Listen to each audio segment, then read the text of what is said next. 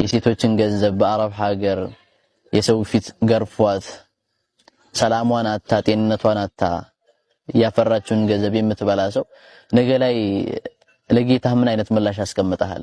ለነገው ለአላህ የምትመልሰው ምላሽ ኑሮህ ነው የሴትን ገንዘብ የበላኸው?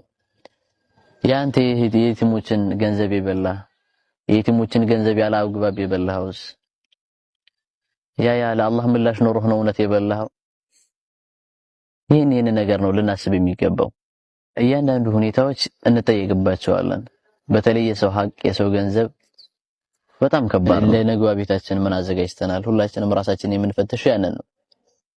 ሞትን ሳይሆን መፍራት ያለብን አሟሟትን ነው። በህይወት ላይ ስንኖር ህይወት እንዳሰብናት ጣፋጭ ልትሆን አትችልም። ኢነል ሐያተ ቀሊለቱ ለዛቱሃ የህይወት ጣዕምና በእርግጥም የተወሰነ ጊዜ ነው። ትክክለኛ እውነት ደስታና ትክክለኛ እረፍት የምናገኘው ነገ በአኺራ አላህ ከሻለን ጀነት ስንገባ ነው። ሞትን ሳይሆን መፍራት ያለብን አሟሟታችንን ነው። አሟሟታችን ምን አይነት አሟሟት ሊሆን ይችላል? ዛሬ ላይ እኛ የሰው ገንዘቦች እንደ ግላችን ነው የምንጠቀማቸው።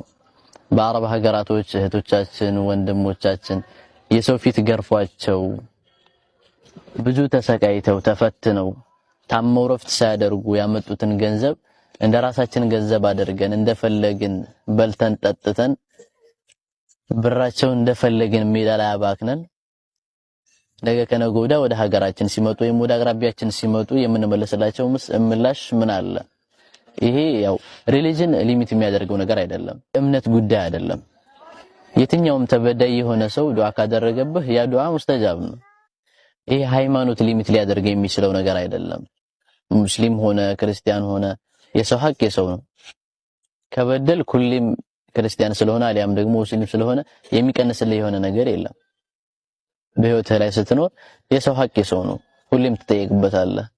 ዛሬ ላይ ግን ሁላችንም እንደራሳችን ገንዘብ አድርገን ነው የምናየው። ለነገር አላህ Subhanahu Wa Ta'ala ለፈጣሪ በትንሳኤ ቀን ፀሐይ ስንዝር በምትቀርብበት ቀን ምን ለመመለስ ተዘጋጅተህ ይሆን የበላኸው?